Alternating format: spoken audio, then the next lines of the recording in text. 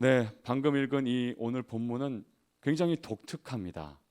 성경에서 유일하게 여성의 수명이 기록되어 있고 또 그녀의 장례식을 이렇게 자세하게 기록한 것은 다른 데서 찾아볼 수 없기 때문이에요.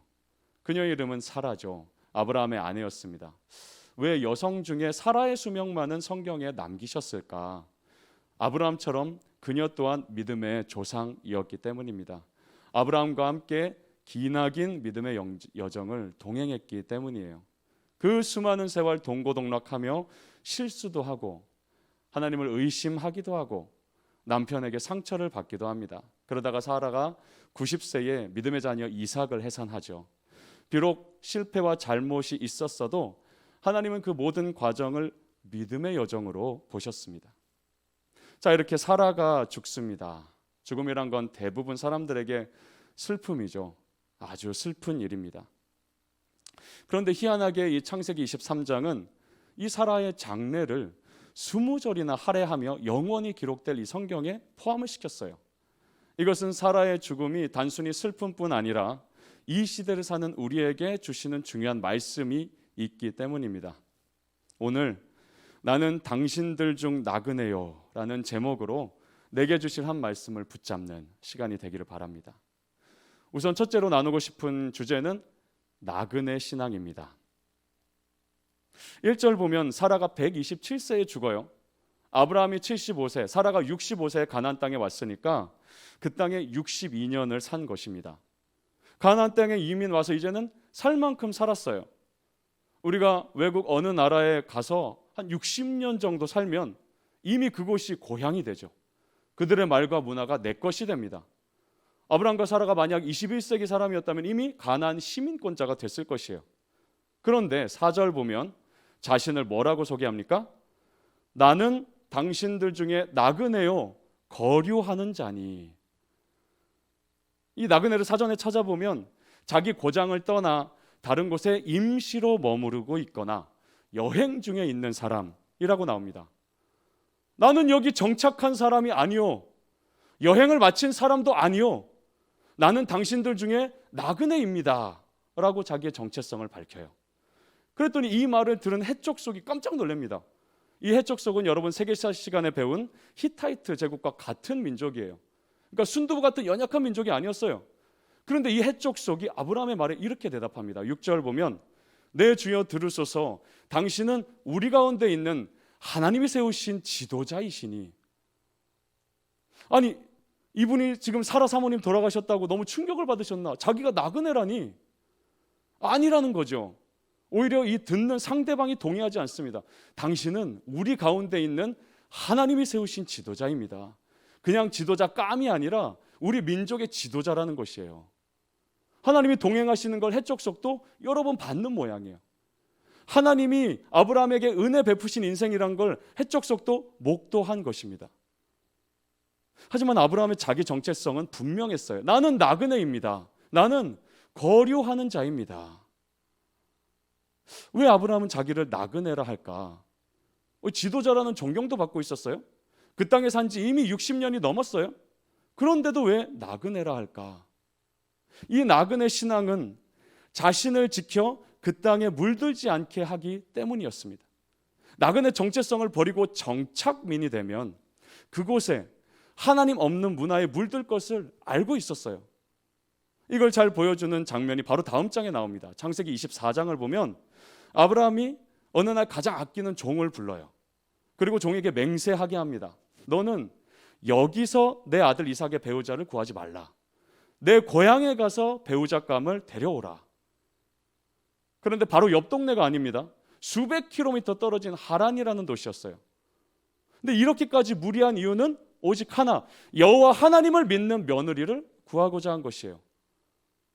여러분 생각해 보세요. 그 가나안 땅에서 며느리 구하면 금세 구할 수 있습니다. 쉽게 구할 수 있어요. 그곳 사람들에게 더 점수 딸 수 있어요.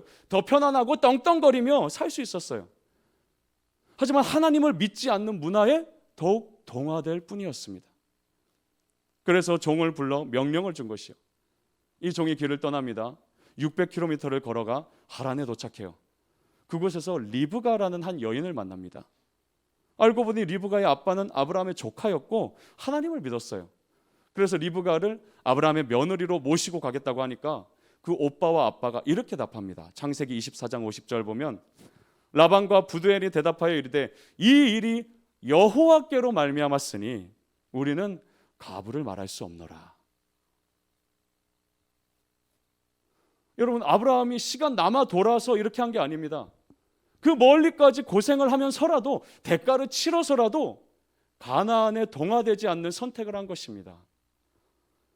내가 정착하고 동화되어야 될 고향은 거기가 아님을 확신했어요. 이것이 나그네 신앙입니다.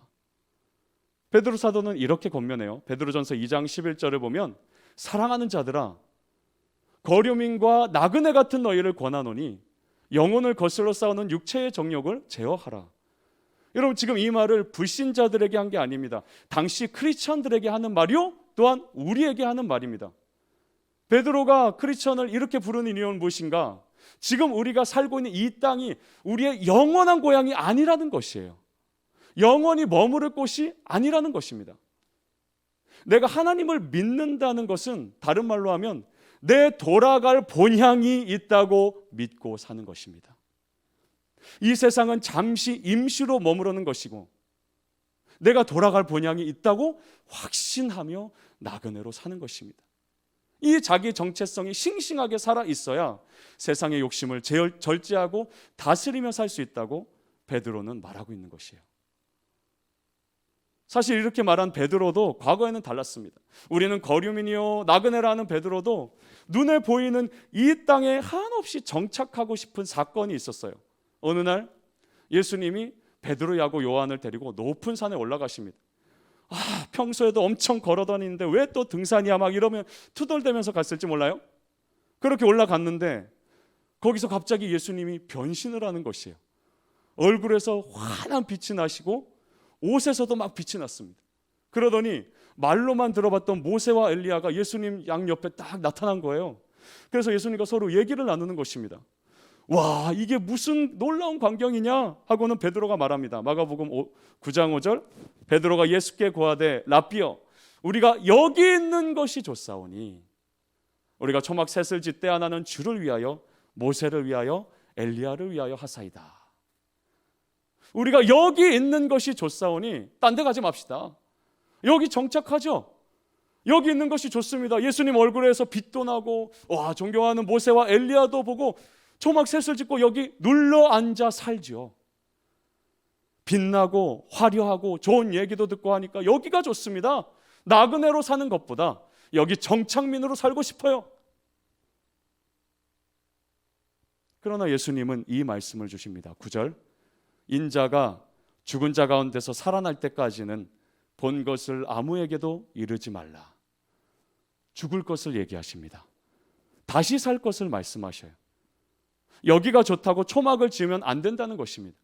십자가에 죽어야 하고 다시 살아나야 하는 이 길을 계속 걸어야 한다고 하십니다. 우린 나그네로서 이 길을 계속 걸어야 합니다. 어느 곳에 안주하기 시작하면 다시 일어나기 참 어려워요. 우리가 여기 있는 것이 좋사오니 텐트 치고 좀 안주합시다. 한두 번 이러기 시작하면 믿음의 길을 완주할 수 없습니다. 아브라함은 아내를 잃은 큰 아픔을 겪었어요. 공동번역 성경은 가슴을 치며 슬피 울었다라고 번역합니다. 기운도 없고 마음도 지치고 그냥 해쪽 속의 배려대로 할 수 있었어요. 자기를 지도자라 칭송하는데 좋은 매장지 무덤 공짜로 드리겠다는데 그냥 안주해 버려도 되었어요. 하지만 분명한 자기 정체성이 있었습니다. 나는 천국을 향해 걷고 있는 나그네요. 이 땅에 안주하지 않으렵니다. 이 세상 아무리 화려하고 따뜻하고 편안해도 내 돌아갈 본향은 따로 있습니다. 히브리서 11장 15, 16절을 보면 그들이 나온 바 본향을 생각하였더라면 돌아갈 기회가 있었으려니와 그들이 이제는 더 나은 본향을 사모하니 곧 하늘에 있는 것이라. 이러므로 하나님이 그들의 하나님이라 일컬음 받으심을 부끄러워하지 아니하시고 그들을 위하여 한 성을 예비하셨느니라. 여러분, 우리는 더 나은 본향을 사모하는 사람들입니다. 그 본향은 하늘에 있는 것이에요. 그렇기에 이 세상에 잠시 겪는 고난을 능히 이겨낼 수 있는 것입니다. 비록 그 당시는 참 힘들지만, 눈물도 흐르지만 주님 예비하신 본향을 바라보며 묵묵히 걸어가는 그리스도인인 것입니다. 교회 오빠라는 영화로 우리에게 많은 은혜를 남기고 간 형제님이 있죠. 이관희 집사님입니다. 이 영화를 보면서 여러 장면이 제 기억에 아직도 남아 있어요. 그중 하나가 바로 이 장면입니다. 사진 보여주세요. 암이 재발하고 재발하고 또 재발하면서 이제 살 날이 며칠 안 남고 대수술을 받은 후였어요. 말도 할 수 없고 앉을 수도 없는 남편을 보며 아내분이 눈물을 옆에서 흘리는데, 이 남편 이관희 집사님이 천장을 보라는 신용을 해요. 천장을 보자 저 말씀이 병원 천장에 붙어 있는 것이에요. 이제 스스로는 성경을 읽을 수 없는 몸이 되자 저런 방법까지 동원한 것입니다. 여러분, 어찌 보면은 광야의 이스라엘처럼 하나님을 원망해야 되는 거 아닙니까? 이제 다 포기하고 죽음을 준비해야 되는 거 아닙니까? 그런데 저렇게까지라도 하면서 하나님의 말씀을 사모한 것이에요. 제가 볼 때 그 이유는 하나입니다. 이 세상 사는 게 다가 아니다. 나는 예수께서 예비하신 본향인 천국에 가까워지고 있는 것이다. 이 확신이 있었던 것입니다. 사랑하는 형제 자매 여러분, 너무 이 세상 좋아하지 마십시오. 너무 마음 주지 마세요. 너무 소유하려 하지 마세요. 우리는 모두 지금 나그네로 사는 것입니다. 나그네는 독특한 생활 방식이 하나 있어요. 짐을 줄이는 것이에요. 짐을 줄여야 합니다. 이것저것 바리바리 싸들고 여행 가는 사람은 아마추어죠. 이러면 여행 중에 정말 고생 많이 합니다. 예수의 뒤를 따라 걷는 우리 역시 영적인 나그네죠. 지금 우리는 천국으로 가는 여행 길에 있어요. 그러므로 우리의 가방도, 우리의 짐도 가벼워야 합니다. 짐을 줄이시기 바라요. 히브리서 12장 1절을 보면 모든 무거운 것과 얽매이기 쉬운 죄를 벗어버리고 라고 우리에게 권면합니다. 여기서 무거운 것이라는 것은 원어로 보면 방해되고 거추장스러운 것이란 뜻이에요. 여러분, 마라토너를 한번 생각해 보세요. 올림픽 마라톤 선수 복장을 보면 어때요? 몸 여기저기 거추장스러운 물건들을 막 매달고 뜁니까? 손목시계도 차고 금목걸이도 두르고 운동화도 두꺼운 등산화 신고 꼬리띠도 굵은 가죽띠 메고 이러고 뜁니까? 아니에요.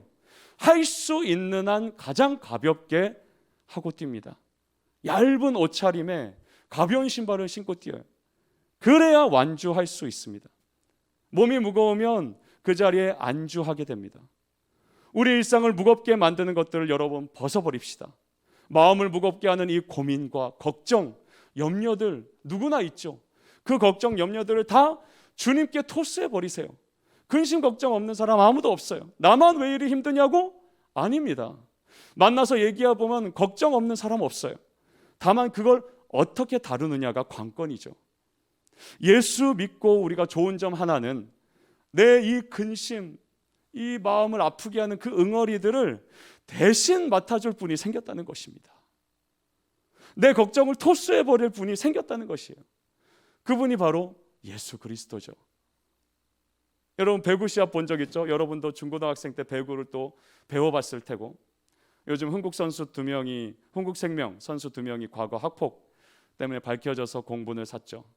이러면서 오히려 배구에 관심이 생기는 효과도 있긴 했습니다. 하여간 이 배구 시합을 보면 곧바로 공격하는 경우는 거의 없어요. 세터가 토스 해주면 믿음직한 공격수가 점프해서 스파이크를 때립니다. 우리 인생의 믿음직한 이런 공격수는 바로 예수님인 거예요. 우리는 그저 고민과 걱정거리를 주님께 토스하면 돼요. 그분이 다 주관해서 가장 선하게 인도해 주십니다. 안 그러고 이 염려, 근심, 걱정 다 짊어지고 가면 몇 발자국 못 가 주저앉게 됩니다. 아까 우리 성재 형제도 기도했지만 우리 마음은 연약해요. 작은 염려에도 쉽게 주저앉습니다. 그동안 들었던 말씀이 까맣게 잊혀지고 낙심합니다. 그때 우리는 그 마음의 짐을 다 짊어지려 하면 안 돼요. 예수님께 토스해버리세요. 예수님은 수고하고 무거운 짐진 자들아 다 내게로 오라. 내가 너희를 쉬게 하리라 하셨습니다. 토스 안 하고 내가 꿍 하고 있으면 그저 내 짐이지만 믿음으로 주님께 맡기면 그때부터는 주님이 책임지십니다. 또 아까 읽은 12장 1절을 보면 얼매이기 쉬운 죄를 벗어버리라 라고 하십니다. 여기 얼매이기 쉽다는 헬라어에는 이런 뜻도 있어요. 육상 선수를 모든 방향에서 회방하는, 방해하는 이런 뜻도 있습니다. 큰 죄든 작은 죄든 회개하지 않고 묵혀두는 모든 죄는 이 우리의 믿음의 경주를 회방 놓아요. 앞뒤 좌우 사방에서 방해합니다. 걸음을 무겁게 만들죠. 이걸 잘 보여주는 한 가지 실제 사건이 있었습니다. 여러분도 기억하겠지만 2004년 올림픽은 아테네에서 열렸는데요. 마지막 날 올림픽의 꽃이라는 마라톤이 열렸죠. 우리나라 이봉주 선수도 출전합니다.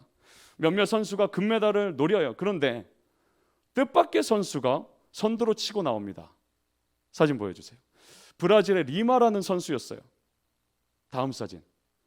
이 선수가 선두로 나와서 37km까지 선두로 계속 질주합니다. 이제 5km만 더 가면은 금메달인 것이에요. 그런데 다음 사진. 갑자기 아일랜드 출신 닐 호런이라는 저 남자가 튀어나와요. 그리고 리마 선수를 저렇게 밀어붙여서 이 관중석에, 응원석에 쓰러지게 만들어버립니다. 37km를 뛰다가 넘어지면 여러분 다시 일어나 뛰는 게 우리가 상상만 해도 얼마나 어렵겠어요. 37km를 뛰었는데 방금 우리가 읽은 그 말씀에서 얼매이기 쉬운 죄란 이런 것입니다. 계속 달리지 못하도록 방해하고 회방하는 죄들이에요. 여러분 스스로 알 거예요. 오직 하나님과 나만 아는 그 죄. 이게 나를 둘러싸고 얼매고 더 이상 못 뛰도록 붙잡고 늘어지는 것이에요. 여러분 이제 이 죄들을 하나님 앞에 회개하며 툴툴 털어내십시오. 얼매이기 쉬운 죄를 벗겨내기 위해 예수님이 십자가에 죽으셨습니다. 거기서 우리의 모든 죄의 짐이 툭 떨어져 나갔죠. 그래서 히브리서 저자는 이걸 말하고 싶은 것이에요. 이제 죄를 벗어버릴 수 있게 되었다. 이제 죄에서 자유케 되는 길이 열렸다. 그냥 여러분한테 명령조로 죄를 벗어버려라 한 게 아니에요. 십자가가 없었다면 우리가 아무리 발버둥 쳐도 죄와 지옥의 저주를 벗어낼 수 없었는데 예수 십자가의 그 흘린 귀한 피로 우리는 죄를 벗어버릴 수 있는 은혜를 받은 것입니다. 여러분 이 아까 그 리마라는 선수 그 다음에 어떻게 됐을까요? 쓰러진 몸을 다시 일으켰어요. 그리고 다시 뛰기 시작합니다. 하지만 그 밀려 넘어진 충격으로 페이스가 떨어져요. 결국 이 달리다 보니까 3위로 내려앉게 됩니다. 하지만 사진 보여주세요. 이제 마지막 올림픽 스타디움에 들어가는데 싱글벙글 웃으며 들어가요. 춤까지 추며 기뻐합니다. 결국 이제 동메달을 따게 돼요. 끝나고 인터뷰를 하는데 한 말이 이랬습니다. 끝까지 달릴 수 있어 기뻤고 신께 감사드린다. 놀랍죠. 우리도 인생의 마라톤을 지금 달리고 있습니다. 때로는 이 무거운 짐과 얼매이기 쉬운 죄가 우리를 둘러싸여 넘어지기도 합니다. 그러나 쓰러진 그때에도 하나님을 믿는다면 그저 믿기만 하면 그분이 다시 일으킬 것이며 이 믿음의 경주를 완주하도록 도와주실 것입니다. 여러분 우리 이 나그네 길은 끝도 없고 목표도 없는 방황의 길이 아니에요. 우리 걷는 길에는 끝이 있습니다. 마치는 때가 있어요. 주님이 여러분 각자에게 예비하신 끝이 있습니다. 그 끝에서 예수님이 우리를 안아주며 그러실 것이에요. 잘했다. 잘했다. 착하고 충성된 종아. 정말 잘했다. 우리가 돌아갈 본향을 바라보며 우리의 이 지친 마음에 새힘 주시는 은혜가 이렇게 여러분에게 있기를 주님의 이름으로 축복합니다. 제가 오늘 두 번째로 나누고 싶은 것은 소유지 신앙입니다. 소유지 신앙. 오늘 본문을 보면 나그네인데 왜 소유지가 필요할까? 4절에서도 9절에서도 아브라함은 소유지라는 단어를 씁니다. 이 죽은 사라의 매장지, 즉 무덤으로 쓰려는 것이에요. 그렇다면 어차피 나그네요 거류하는지 하니까 아무데나 묻어도 되지 않을까요? 여러분 집시라고 알죠? 여기저기 떠돌며 자유분방하게 사는 민족이에요. 이들은 누가 죽으면 장례는 치르지만 무덤의 위치는 기억하지 않습니다. 그리고 다시 찾지 않는다 그래요. 떠돌아다니는 나그네 생활이니 그럴만하죠. 창세기에 또 나오는 야곱도 그랬습니다. 자기가 가장 사랑하던 부인 라헬이 죽어요. 베냐민이라는 아이를 낳았다가 죽습니다. 그러자 그 가던 길가에 라헬을 묻습니다.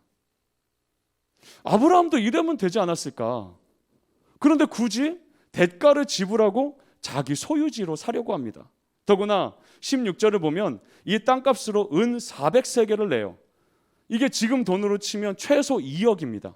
아주 큰 대가를 치러요. 게다가 이 값은 원래 그 땅값보다 훨씬 비쌌어요. 그 땅의 주인인 에브론이 말도 안 되는 값을 부른 것이에요.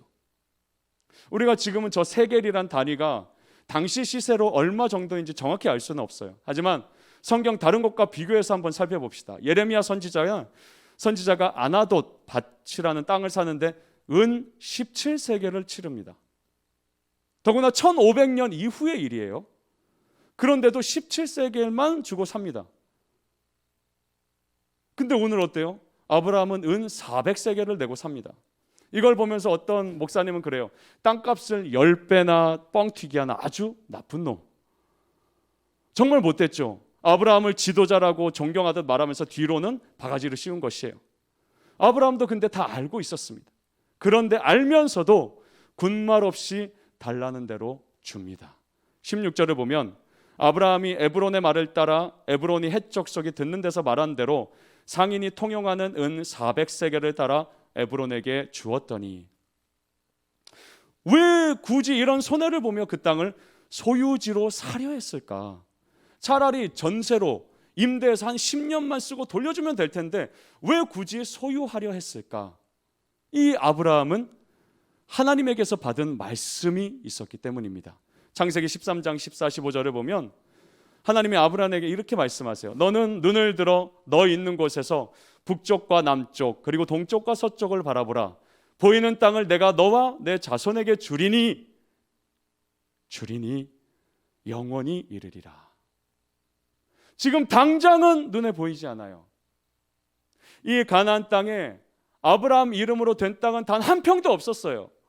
그런데 이 넓은 가나안 땅을 전부 나에게 주시겠다고요? 나의 자손에게 주시겠다고요? 제 땅은 손바닥만큼도 지금 없는데요. 우리는 이렇게 말씀과 현실 사이의 간격을 경험하며 삽니다. 하나님의 말씀과 내 현실 사이의 간격을 느끼며 살아요. 그런데 이 간격을 메꾸는 것이 바로 믿음입니다. 주님의 말씀은 이 땅 다 너에게 주겠다인데 현실은 전혀 아니라면 그 간격을 믿음으로 채워서 아주 작은 땅이지만 그 땅을 사서 소유하는 것이었어요. 주의 말씀은 가라인데 난 도저히 갈 수 없는 현실이라면 그 틈새를 믿음으로 채워서 한 걸음 가보는 것입니다. 주님이 가지 마라 신데 나는 빨리 뭐라도 해야 될 것 같이 불안하다면 그 간격을 믿음으로 채워 기다려보는 것입니다. 하나님의 말씀은 예스인데 내 현실은 아무리 봐도 노라면 그 간격, 그 틈새를 믿음으로 잇대어 순종해 보는 것입니다. 이것이 그리스도인의 삶이고 이것이 죽은 믿음이 아닌 살아있는 믿음인 것이에요. 여러분이 잘 알고 있는 얘기가 있죠. 18세기에 영국이 노예 제도를 폐지하는 데 앞장선 정치인이 있었습니다. 그 이름은 윌리엄 윌버포스죠. 당시 아프리카에서 흑인들을 잡아와서 다른 나라에 싼 값에 팔던 이 흑인 노예 무역은 영국에 어마어마한 수입을 안겨주고 있었어요. 당시 영국 GDP의 10%에 육박했다고 합니다. 여러분 작년 우리나라 GDP의 10%가 192조였어요. 192조. 당시 영국이 노예 무역으로 벌어들인 돈이 어마어마했겠죠. 예수 그리스도를 믿고 따르던 이 윌버포스는 이 노예제를 폐지해야겠다는 큰 꿈을 꾸게 됩니다. 당시 영국에서 엄청난 반대로 정말 불가능해 보이는 꿈이었어요. 그러나 그 꿈과 현실 사이의 간격을 믿음으로 채워가며 드디어 이 남자가 하원 의원이 돼요. 우리나라로 치면 국회의원이죠. 그리고 당선되고 3년 후에 노예제를 반대하는 운동을 벌이기 시작합니다. 그때 26살밖에 안 된 초선 의원이 이 노예제 폐지를 추진하자 수많은 반대와 조롱에 부딪힙니다. 니까짓 게 뭔데? 네가 뭘 안다고? 지금 이 우리나라의 대수입원인데 이것을 지금 폐지하겠다고? 하지만 하나님의 뜻이라 믿고 계속 순종해 갑니다. 결국 이분이 74세의 나이로 죽기 3일 전 이 노예제도가 완전히 폐지되는 것을 보게 됩니다. 이처럼 하나님의 말씀과 우리의 이 현실 사이에는 크고 작은 간격이 있어요. 이 가나안 땅을 너와 너의 자손에게 주겠다 하시는데 도대체 언제쯤 보게 될까? 내 막막한 현실이 도대체 언제쯤 풀리게 될까? 내 이 아픈 몸은 언제쯤 회복될까? 언제 취업하고 언제 합격하게 될까? 내 마음, 이 상처된 마음 언제 치유될까? 그 기도 제목은 과연 언제쯤 응답될까? 이 간격이 때로는 굉장히 커 보입니다. 그래서 무릎 꿇고 두 손 마주 잡는 거 말고는 아무것도 할 수 없을 때가 찾아옵니다. 게다가 아브라함처럼 손해보고 믿지는 인생처럼 느껴지기도 해요. 그러나 주님 믿는 거 말고 아무것도 할 수 없는 그때, 우리가 가슴을 치며 울기 시작하는 그때 주님이 내 현실에 들어와 일하기 시작하십니다. 아브라함은 살아생전 보지 못했어요. 하지만 그 믿음을 보시고 하나님이 일하기 시작하셨어요. 그리고 600년이 지나 여호수아 장군이 200만 명의 이스라엘을 이끌고 그 땅을 정복하기 시작합니다. 하나님은 아브라함과의 약속을 마침내 이루어 주신 것이에요. 우리 인생 가운데 계신 하나님은 바로 이 하나님이십니다. 이 소유지 신앙이 우리에게 주는 또 하나의 메시지가 있습니다. 대가를 지불하는 신앙이에요. 사실 오늘 본문에서 제가 여러분과 가장 나누고 싶었던 부분입니다. 대가를 지불하는 신앙. 11절을 보면 이 에브론과 해쪽 속이 아브라함에게 반복한 말이 있어요. 드리고 드리되 드리오니, 그 밭도 동굴도 거저 드리겠다고 합니다. 그러나 아브라함은 정중히 거절해요. 은 400세겔이라는 큰 돈을 지불하고 정식으로 자기 소유지로 삽니다. 지금으로 치면 매매 계약서 작성해서 아브라함 이름 쓰고 도장 찍고 잔금까지 모두 치른 것이에요. 공짜로 줄 테니 좋은 무덤 선택해서 마음껏 쓰십시오라는데 왜 이랬을까? 우선은 쉽게 받으면 쉽게 빼앗기기 때문입니다. 지금 당장은 쉽게 받아서 장례식하면 간단히 끝날 문제였어요. 그러나 이 아브라함이 죽고 나면 도로 빼앗기는 건 시간 문제였죠. 그래서 아브라함의 소유지 신앙의 특징은 대가를 정당하게 모두 지불하는 신앙입니다. 그래서 16절 보면 모두가 보는 데서 땅값을 주고 삽니다. 그리고 18절과 20절 반복해서 이렇게 말해요. 아브라함의 소유로 확정된지라. 이게 이 창세기 23장의 결론입니다. 여러분 생각해 보세요. 아브라함의 소유로 확정된 땅은 매우 작았습니다. 굉장히 작았어요. 하나님이 약속하신 땅 전체에 비하면 코딱지만한 땅이었어요. 전체 가나안 땅의 100만 분의 1이었을까요? 아주 작아 보이는 땅이지만 거기에 믿음의 씨앗을 심습니다. 그리고 사라와 아브라함 부부, 이삭과 리브가 부부, 야곱과 레아 부부가 그곳에 묻힙니다. 정말 볼품없어 보이는 매장지였어요.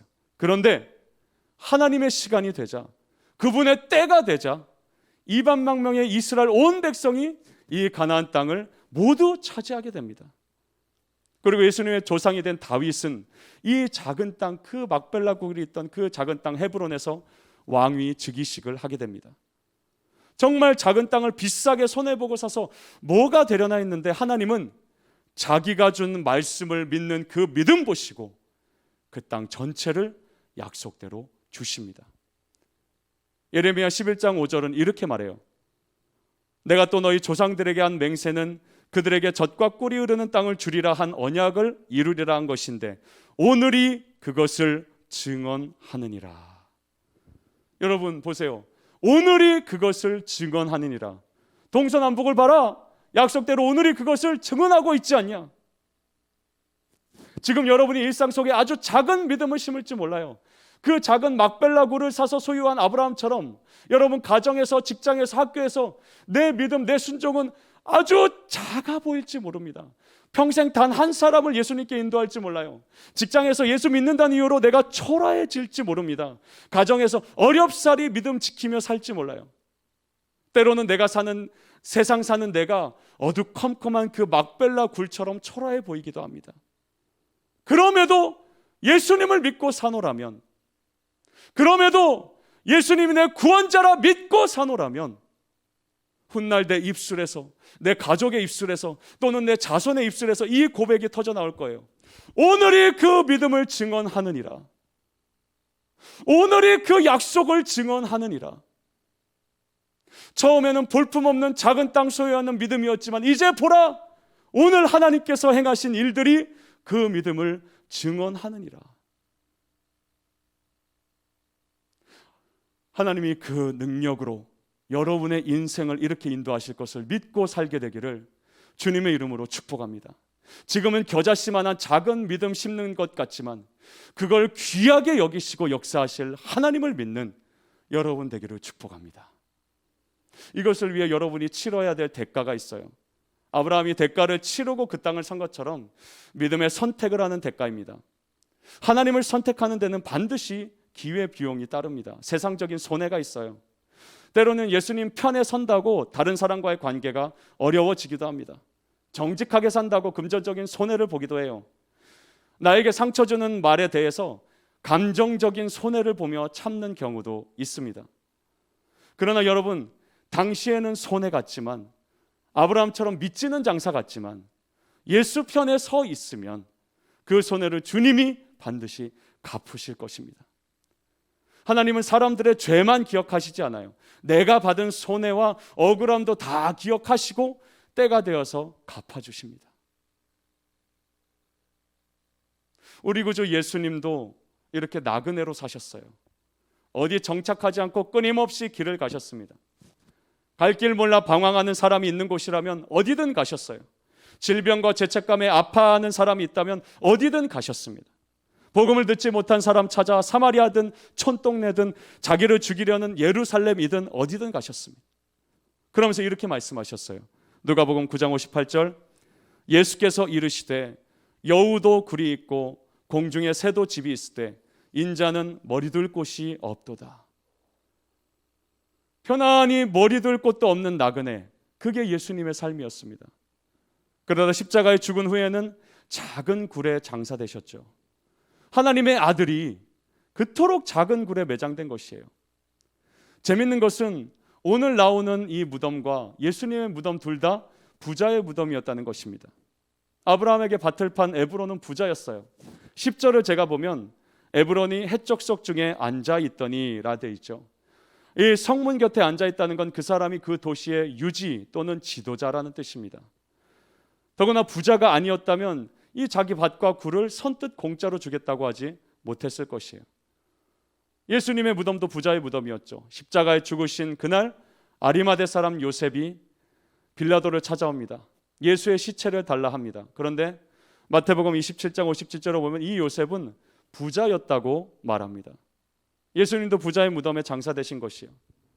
이렇게 오늘 본문은 곳곳에서 예수 그리스도를 나타냅니다. 예수님도 사라처럼 작은 굴에 매장되시죠. 온 우주의 창조주는커녕 작은 무덤 하나 소유하신 것처럼 초라해 보였어요.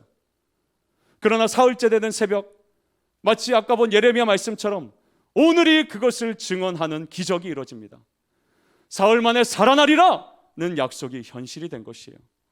죽음의 권세를 이기고 부활하신 것입니다. 그러자 그 돌무덤만이 소유가 되지 않았어요. 마태복음 28장 18절을 보면 예수께서 나와 말씀하여 이르시되 하늘과 땅의 모든 권세를 내게 주셨으니, 빌립보서 2장 10절도 말합니다. 하늘에 있는 자들과 땅에 있는 자들과 땅 아래에 있는 자들로 모든 무릎을 예수의 이름에 꿇게 하시고, 하늘과 땅의 모든 권세가 예수님의 소유가 되었어요. 모든 무릎이 예수 이름 앞에 꿇게 하셨습니다. 여러분, 이 예수 그리스도가 우리 안에 살아계십니다. 이 예수 그리스도가 우리를 위해 간절히 중보하십니다. 지금은 우리가 막벨라 굴같이 아주 초라해 보입니다. 볼품없이 사는 것 같아요. 그렇더라도 끝까지 우리가 믿으면, 끝까지 예수를 믿으면 은혜로 되어지는 인생, 은혜로 이루어지는 인생 살게 하실 것입니다. 여러분, 노력과 운이 좋았던 게 아니라 모든 것이 은혜였소 고백하게 하십니다. 나그네 인생길이 거칠고 투박해도 더 나은 본향인 천국의 기쁨을 누리게 하실 것입니다. 작디 작은 믿음을 심었지만 그 믿음을 크게 여기시고 칭찬하시며 걸음마다 은혜로 채우실 것입니다. 사랑하는 여러분, 우리 이 믿음의 경주를 완주합시다. 모든 무거운 것과 얼매기 쉬운 죄를 벗어버립시다. 모든 것이 은혜였소라고 노래합시다. 우리에게 당연한 것과 우연은 없습니다. 당연과 우연은 없어요. 우리 좋고 나쁜 것도 없습니다. 오직 하나님의 은혜로 걷는 나그네인 것입니다. 이 정체성으로 믿음 갖고 이 땅에 안주하며 정착하며 살지 않고 더 나은 본향을 바라보며 나그네로 사는 여러분 되기를 주님의 이름으로 축복합니다. 우리 기도하겠습니다. 하나님 아버지, 오늘 아브라함이 매장지를 자기 소유지로 사는 이 믿음의 씨앗을 심는 말씀을 통하여서 우리가 나그네 신앙으로 사는 사람이요, 또한 소유지 신앙, 대가를 지불하는 신앙으로 사는 것임을 깨닫게 하시니 감사합니다. 우리가 이 땅에서 소유하는 것은 정말 볼품없고 아주 작아 보입니다. 주님, 그러나 우리의 믿음을 귀히 보시고 귀하게 여기셔서 더 나은 본향이요, 그 어떤 것도 부족함이 없는 천국을 소유하는 자로, 천국의 백성으로 우리를 삼아주시는 그 은혜를 우리가 바라보며 이 땅에서 내가 있는 그 삶의 터전에서 부족해 보일지라도 계속하여 나그네의 길을 걸어가며 믿음의 씨앗을 심는 우리 모든 청년들 되도록 하여 주옵시고, 내가 살아가는 모든 것이 은혜였소라고 고백하며 찬양하며 노래하는 우리의 삶이 되도록 인도하여 주시옵소서. 예수님의 이름으로 기도합니다. 아멘.